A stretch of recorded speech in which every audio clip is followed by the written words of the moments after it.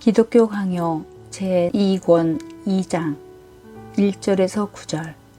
제2장. 인간은 지금 선택의 자유를 박탈당하고 비참한 노예의 상태로 전락되었다. 1절. 확립된 관점. 지금까지 앞에서 우리는 죄가 인간을 노예로 만들었다는 것과 죄의 지배력이 모든 인류에 미쳤을 뿐만 아니라 각 개인의 영혼도 죄에 완전히 사로잡혔다는 사실을 살펴보았다. 이제 우리가 노예 상태로 전락한 후로 우리는 모든 자유를 빼앗겼는지 아니면 아직 자유가 조금이라도 남아있다면 과연 어느 정도인지를 보다 자세히 살펴보아야 하겠다. 여기서 오류를 피하는 최선의 방법은 양쪽에서 오는 위험성을 고려하는 것이다. 첫째, 인간은 자신에게 올바른 것이 전혀 없다고 들을 때 즉시 그 사실을 구실로 자기 만족에 빠져버린다. 왜냐하면 자력으로는 의의를 추구할 수 없다고 듣기 때문이다. 이 문제가 자기와는 전혀 무관한 듯 외면해버린다. 둘째, 인간에게 어떤 사소한 것이라도 공로를 돌리면 반드시 하나님의 영예를 빼앗게 된다. 심지어는 파렴치한 자기 과신으로 파멸에 처하게 되는 것이다. 이와 같은 두 위험에 충돌하는 것을 피하기 위해서 우리가 취해야 할 태도가 있다. 즉, 인간에게 남아있는 선은 전혀 없으며 심히 비참한 궁핍이 사방에서 인간을 둘러싸고 있다는 사실을 가르쳐주고, 하지만 없는 선을 추구하며 빼앗긴 자유를 추구하라고 가르쳐주는 것이다. 그러므로 우리는 그릇된 자기 자랑을 하지 않도록 방지하는 것이 얼마나 중요한지를 분명히 알아야 한다. 인간에게 가장 고귀한 영예의 표시들이 하나님의 은혜로 뚜렷했을 타락하기 전에도 인간이 자기를 자랑하도록 허락되지 않았다. 그러므로 이제 인간이 그 자신의 배은망덕으로 말미암아 최고의 영광의 자리에서 이 비참한 상태로 떨어진 지금은 더욱 겸손해야 한다.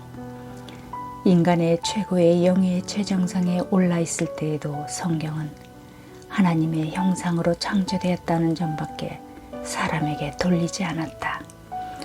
그러므로 그 축복은 인간이 자신의 선행으로 인해 축복을 받은 것이 아니라 하나님과 함께함으로써 축복을 받았던 것이다. 철학자들과 신학자들이 말하는 자유의지에 대한 비판. 2절. 철학자들은 이해의 능력을 신뢰한다. 위에서 우리는 영혼의 능력은 지성과 마음에 있다는 것을 살펴보았다. 이제 이 두 부분이 무엇을 할 수 있는지를 검토하겠다. 철학자들은 주장하기를 거룩한 빛이 가득하여 가장 효과적인 의견을 알리며 효과적인 명령을 내릴 수 있는 이성이 지성 안에서 등불과 같이 모든 생각을 비춰주고 있으며 이성은 왕처럼 지배한다고 상상한다. 그들은 또한 감각에 의한 지각은 우둔하며 보는 것이 희미해서 항상 땅에 기어다니고 저속한 일에 얽매여 결코 진정한 식별을 하지 못한다고 상상한다. 내가 위에서 말한 능력들은 지성, 감각, 욕망 또는 의지, 영혼 속에 자리를 잡고 있다. 그들의 견해에 의하면 지성에는 이성이 있으며 이성은 선하고 복된 삶을 영위하기 위한 주도적인 원리라고 주장한다. 이성은 그 자체의 우수성을 견지하며 자연이 부여한 힘을 발휘해야 한다.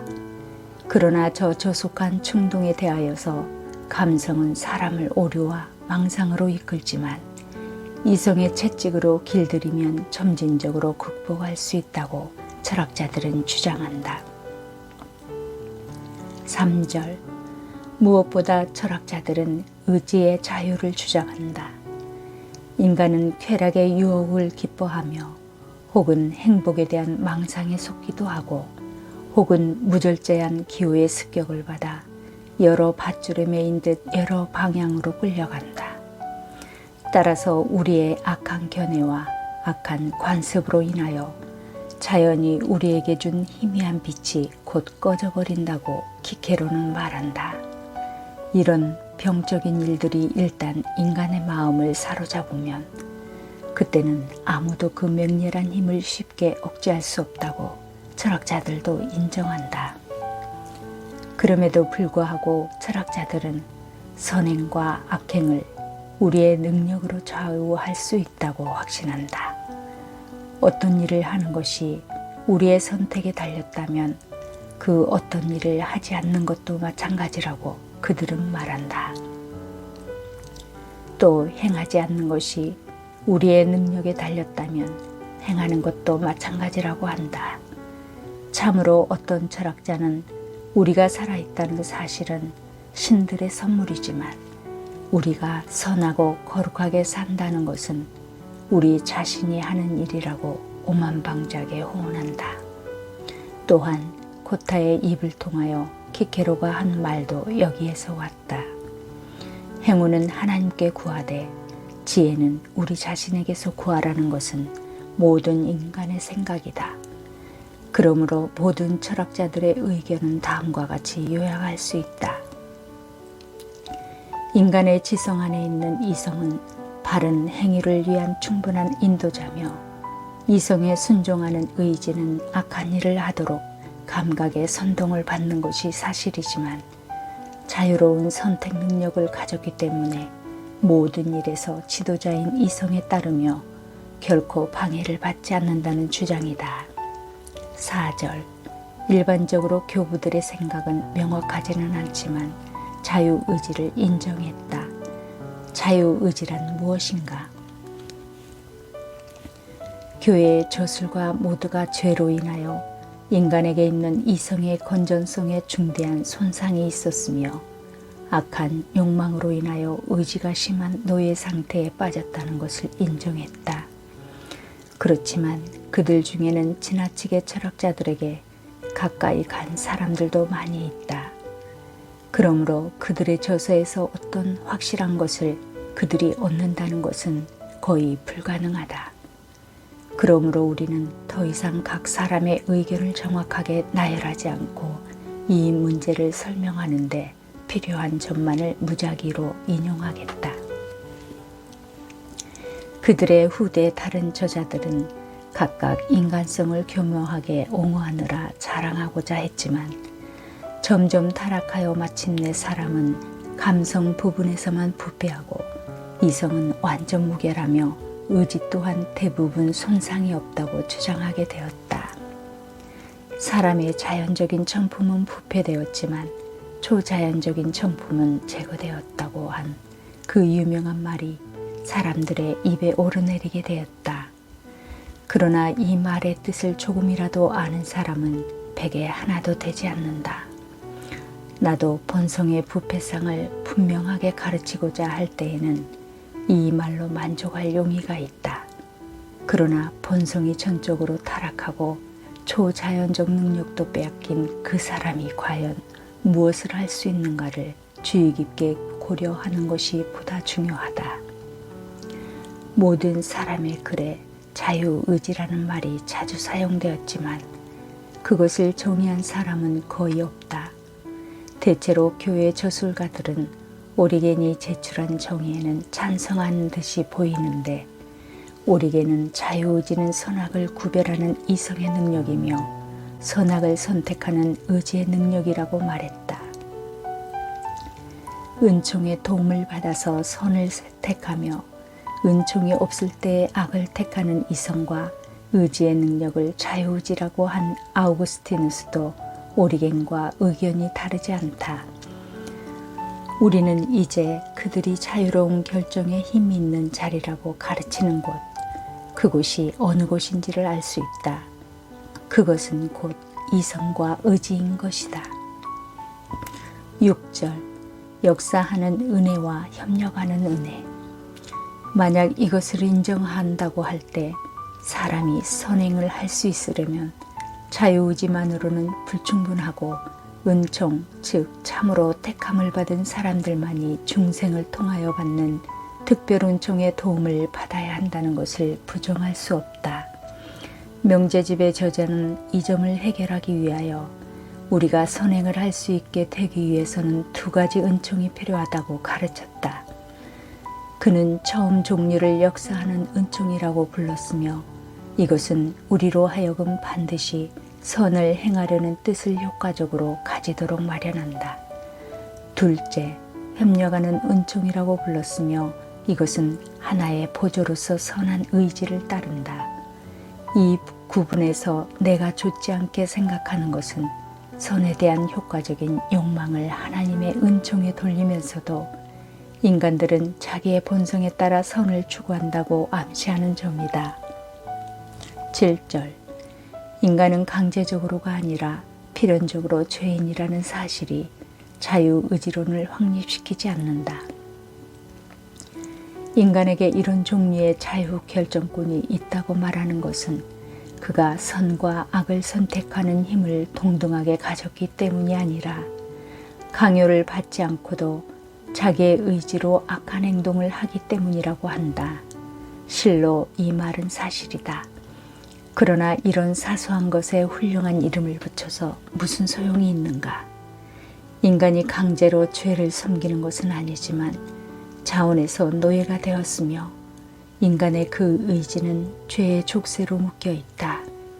사실 나는 말다툼을 몹시 싫어하며 그 말다툼으로 교회가 쓸데없이 고통을 받는다.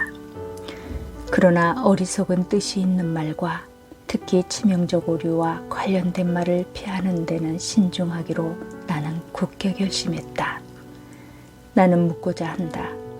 인간에게 자유의지가 있다는 말을 들을 때 자신이 바로 자기의 마음과 의지의 주인공이며 자기의 힘으로 선악간의 어느 쪽으로든지 향할 수 있다고 생각하지 않는 사람이 과연 얼마나 되겠는가. 혹자는 일반 사람들에게 그 의미를 열심히 경고하기만 하면 이런 위험성은 제거될 것이라고 말할 것이다.